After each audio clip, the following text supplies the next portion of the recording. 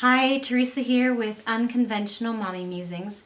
Today I'm getting personal. I am talking about the births of my children, specifically because I have three very different birthing experiences. My first daughter was a cesarian section in the hospital. My second daughter was a V-BAC in the hospital.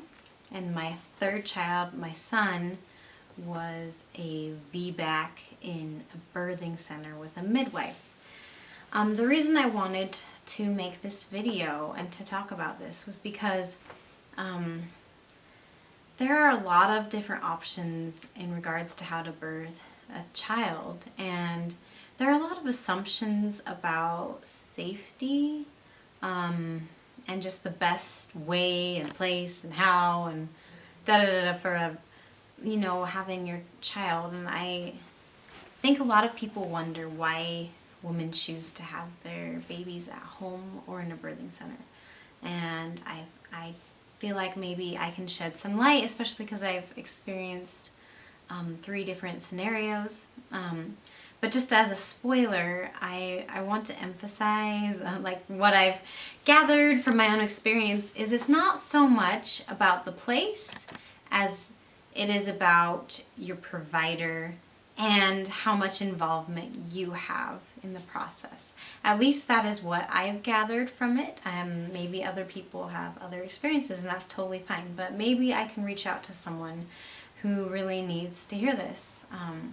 So I'm going to go through the stories as quickly as I can, but as detailed as I can, have that strange balance going on there of the three births of my children. So jumping in, my first pregnancy went really well. I didn't get too sick or anything, just felt really nice. And I went to a clinic that just happened to be a popular clinic where I live. The doctors were really friendly and nice, but I saw 6 different doctors. Never got to know them, like have that personal connection with them at all. And this clinic was so busy that they were very focused on getting people in and out, and the actual visit time with the doctor was very little. And the only thing I read when I was pregnant was What to Expect When You're Expecting, which is actually a really good book. I highly recommend that book. But I never felt like I had a whole lot of responsibility in the birth. Like I never thought about a birthing plan or anything like that. I just thought the doctor is going to take care of me. And I mean, that's not bad. Doctors obviously want to take care of you. But here's what happened. At my 36-week appointment, I saw a doctor who hadn't seen me the whole pregnancy. And I could tell he was in a hurry. And he kind of touched my belly a little bit. And he said, "Wow, she's in the perfect position. Great." And he just was ready to be done with that meeting. And I really wanted... I just felt like he was rushing it. And I wanted to say something, but I was too embarrassed, so I didn't. And man, I wish I did. You gotta... you should never feel like that you are taking up the doctor's time or being a nuisance. You are his client or her client. You are the patient. You are the one paying for him or her to do their services. So should never feel like you're bothering them. You really shouldn't. And I did feel like that, and that I felt like I would be bothering him if I was just not going with the flow. So yeah. Anyway, so at 39 weeks, I started going into labor. And it was going really well, progressing really well. And I went into the hospital, and they kept checking me, and I was dilating really nicely, and it was going awesome until they checked me once and they felt my daughter's foot.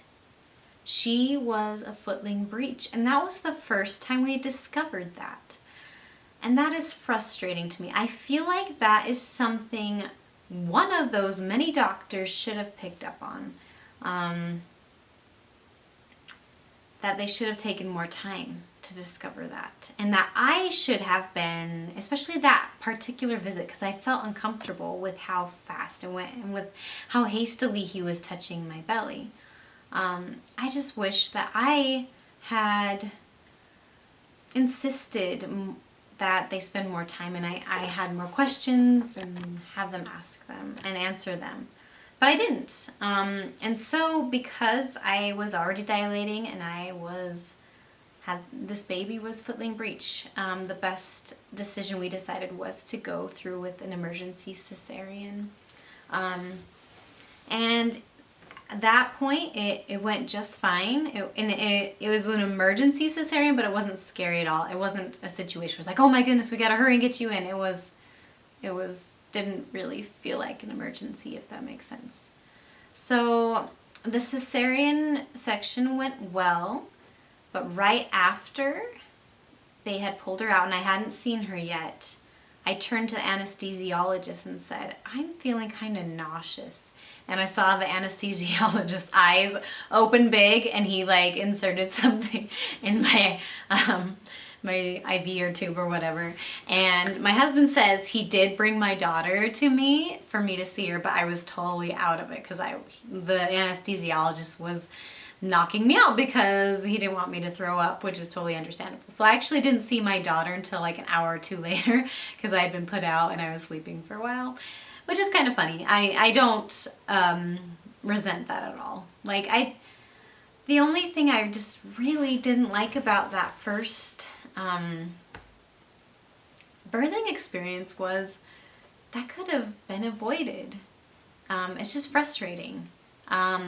Because if we had caught early on that she was a footling breech baby, we could have tried to move her. And I know some people who successfully were able to go to a chiropractor or someone and flip their baby. And I know that doesn't always it's not always successful, and that's totally fine.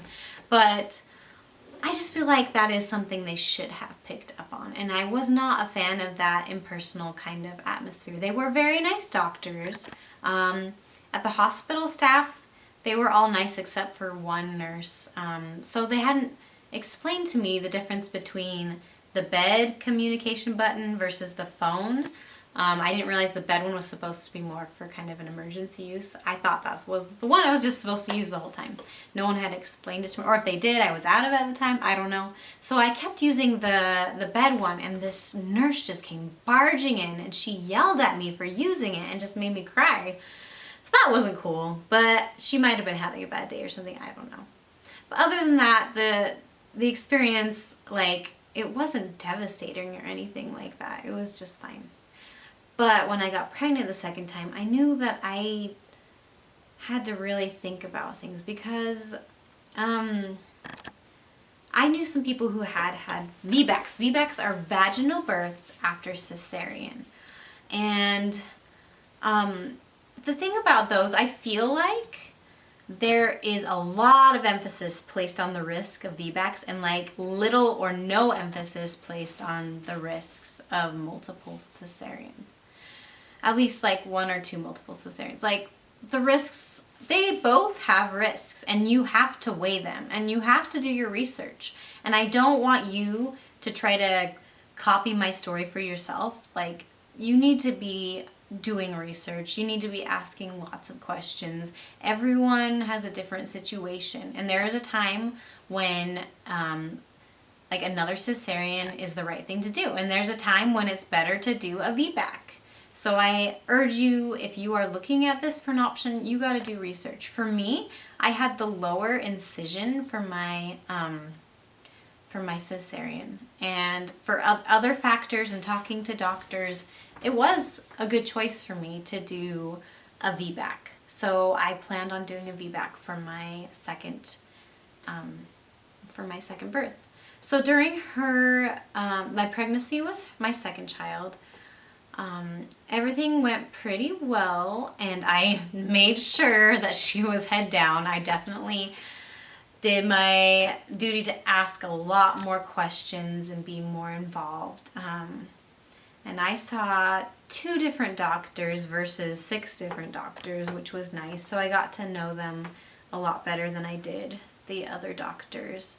I did actually get costochondritis close to the end of my pregnancy because I had a bad flu, and then I guess that's just what happens. Sometimes there's an inflammation in the ribs. So it's just pain, like no, there's no risk to me or the baby or anything. It's just pain, and I couldn't take ibuprofen. So I just had to deal with some pain breathing in or singing, but it wasn't a big deal, like not bad at all. Then at 37 weeks, my doctor decided that I should have my membrane stripped. And this is where I am really mad at myself because I didn't ask him why. I really wish I asked him why. Maybe there was a legitimate reason. Maybe there wasn't a legitimate reason. I feel like seeing other people's experiences, sometimes doctors just for some reason at 37 weeks want to do some form of induction. And I know there are legitimate reasons, but he didn't tell me any.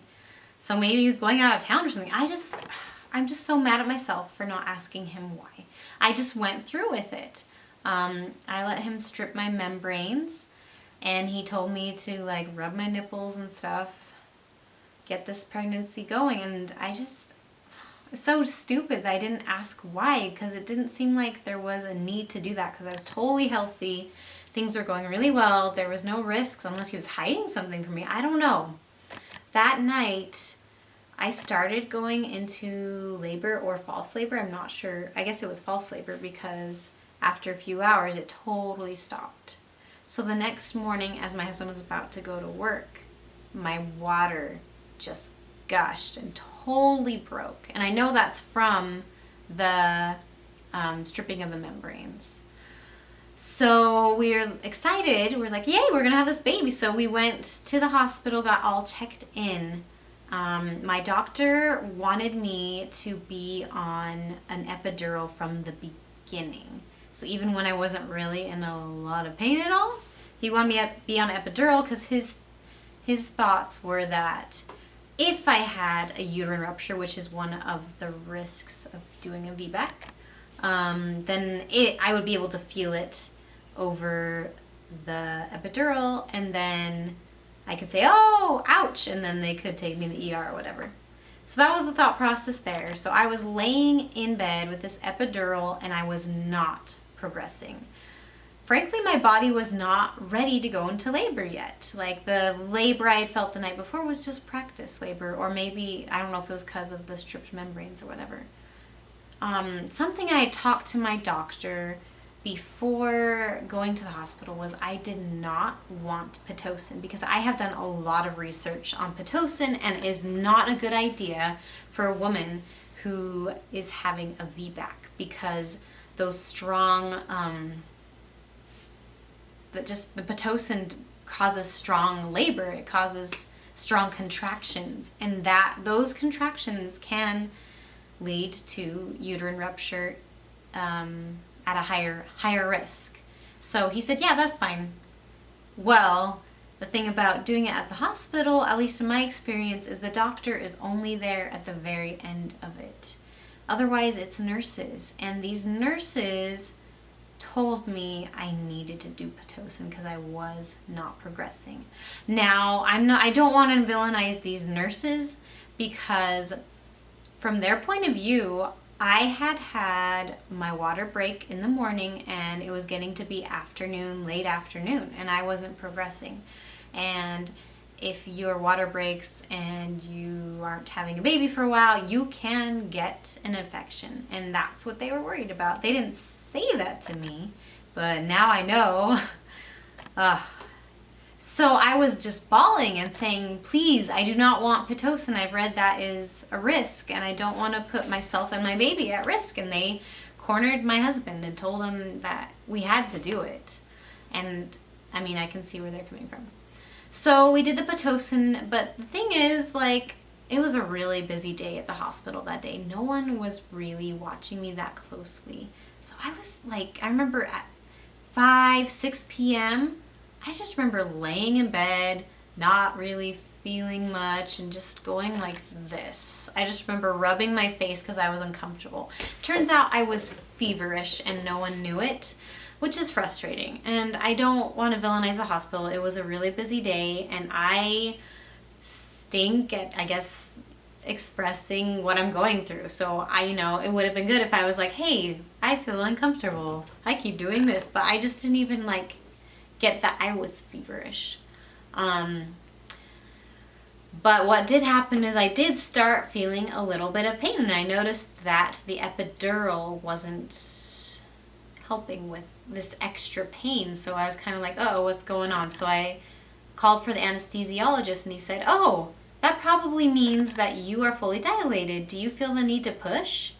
And I just was like, no, I don't feel anything really. Maybe just a little extra pain, but no urge to push, whatever that means. And I did not feel the urge to push. But the nurses came and checked me, and sure enough, I was fully dilated, ready to push. And so they put my legs in the stirrups, and we started pushing. I could not push, though. I could not feel a thing for the rest of the night. I tried and tried. I could not because of the epidural, the way the epidural affected me. I just could not help push.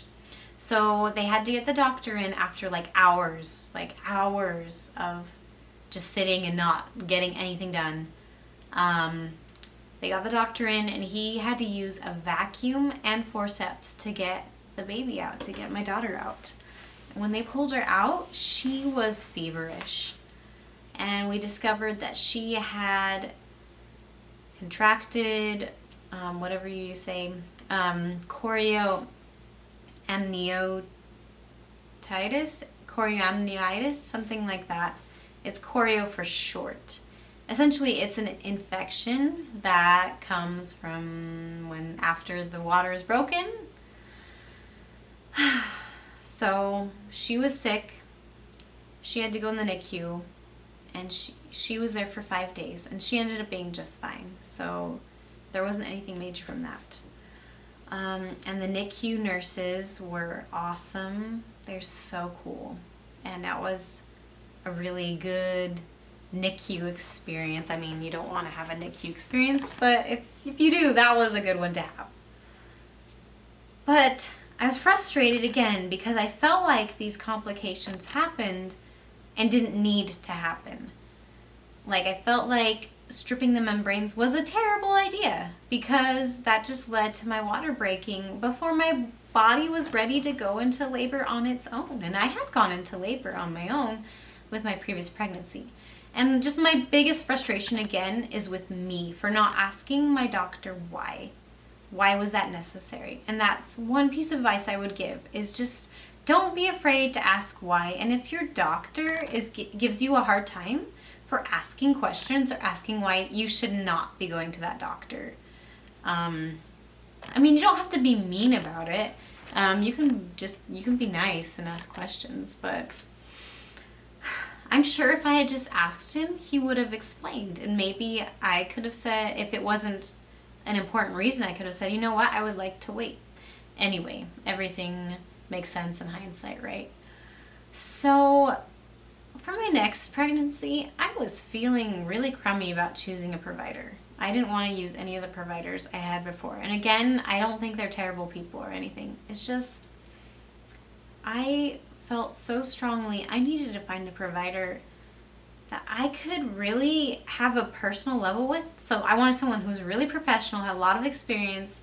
I could just not feel pressured to get through my appointments super fast, and I could ask all the questions I want and be really educated. And I felt for myself I needed to do tons of reading, and I did so much reading. And my plan was to go to a hospital under the care of a midwife, and so that I was going through with that plan until I discovered randomly, after a few visits, that my insurance would not cover any part of that, and I could not go through that plan. And that was really hard for me, and someone had told me about this birthing center, and so I felt strongly impressed to go visit it. And I met this midwife. She was a CNM. She had experience in hospital as a nurse and a lot of lot of birth experiences. I just felt so peaceful talking to her and felt so confident in her abilities. And it was wonderful just having that relationship with her. And I went through with it. And I'm not going to lie, I was nervous about doing a birthing center because it's not the hospital. And I know from my own reading that bad things can happen, and they can happen really fast.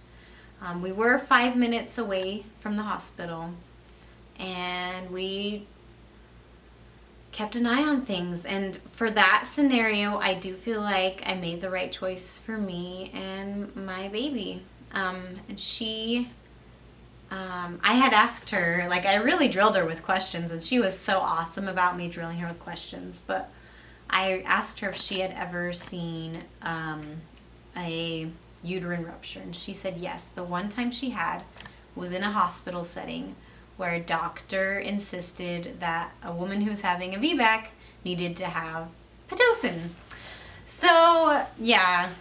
So, to say that a hospital is free of risks, like, that's not fair.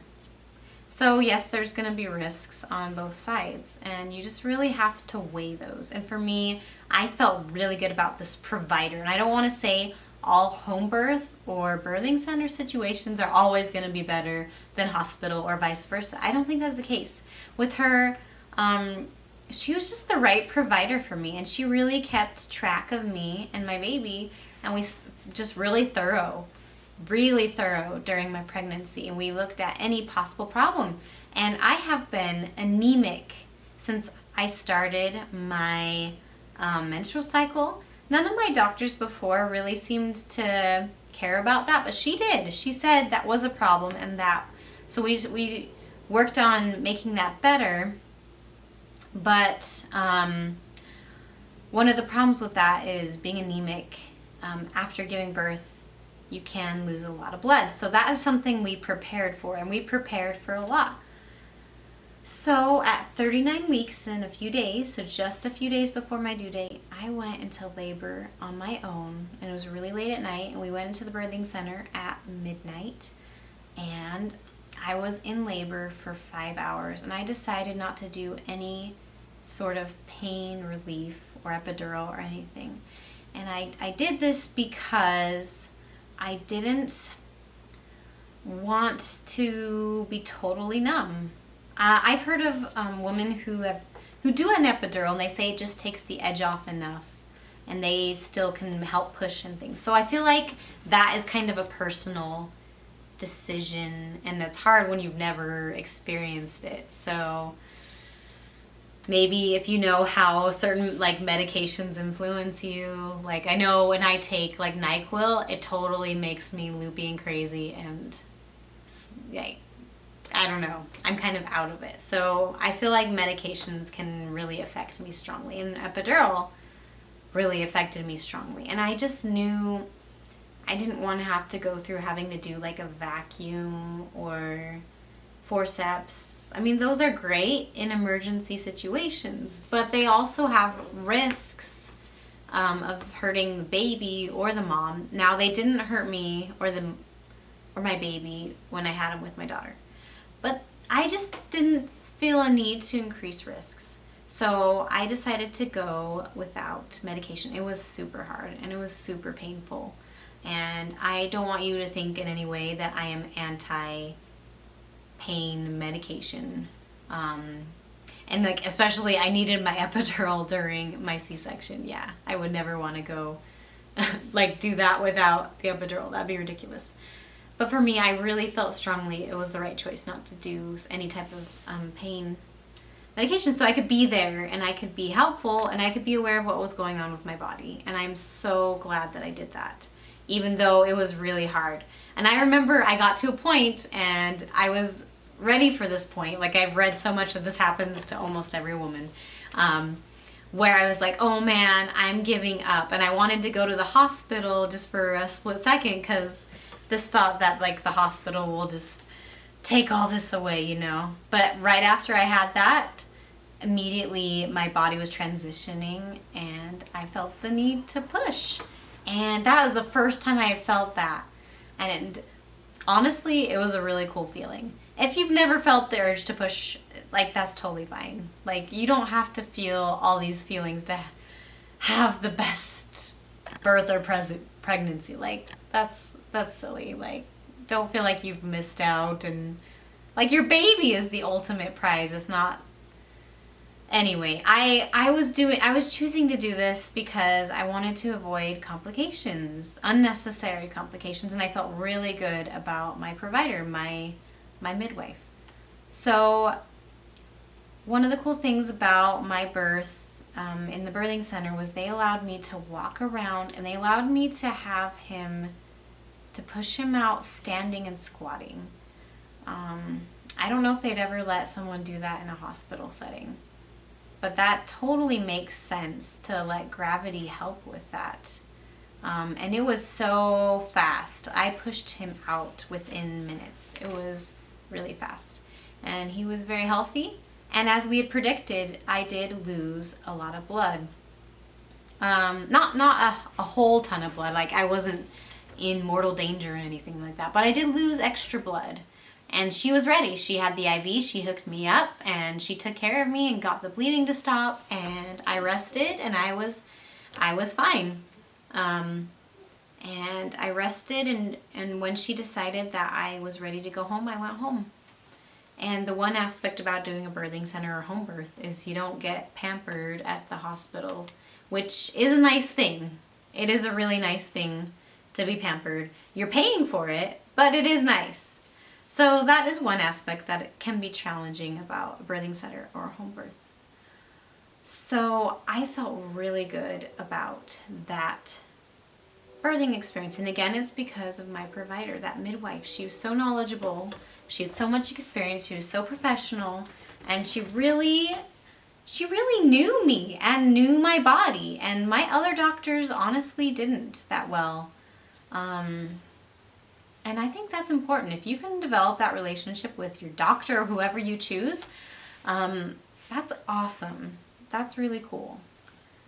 So if I have another child, or when I have another child, still the debate, I would go to the same midwife in a heartbeat, except she moved away. There are other midwives that I have met in the area that honestly I wouldn't feel comfortable going with. And that's just me personally. Just meeting them. Like, whatever reason, I just didn't click with them, or I didn't feel comfortable with them. So, for the future, I have heard of a clinic close to where I am that they do, and this is different than the one I had looked into before, but it is a midwife in the hospital setting. Because I do understand the fears about not being in a hospital. And I felt totally peaceful about my choice last time. But this time, if or when I get pregnant again, I really want to see what the experience of doing it in the hospital with a midwife. I think that seems like the best situation. I mean, as long as nurses aren't trying to make things difficult, if that makes sense. Like, I know they're trying to be helpful, but I just don't want any type of intervention, and I don't want to be pressured to have to do an epidural or things that I feel like just don't work well for me having, like, helping my baby come out healthy. You know what I mean? I hope you know what I mean. But I just hope that gave you some perspective about why some women choose to do birthing centers or home births. And whatever you choose, like, is awesome. I just highly, highly recommend you do lots of research. You know your body, and you know you have a really good relationship with your provider. And they know your body. Like, that just blows my mind that I went to this doctor that didn't even really know what was going on in my body. Just to wrap things up, my intention is not to offend anyone for your choices. I just wanted to give you some perspective. I know this isn't going to be popular for everyone, and I'm not trying to attack anyone for your choices. If you do hospital births, that's awesome. If you do home birth, birthing center, that's great. Just make sure you're really researching and you really understand what you're getting into for all of them. And don't assume that a hospital birth is without risks. There's going to be risks wherever you're at. So if you would like to ask me any questions about my births or share your own stories, have good conversations, please leave them in the comments. And thank you for letting me share this with you. I hope you guys have a good day. Bye.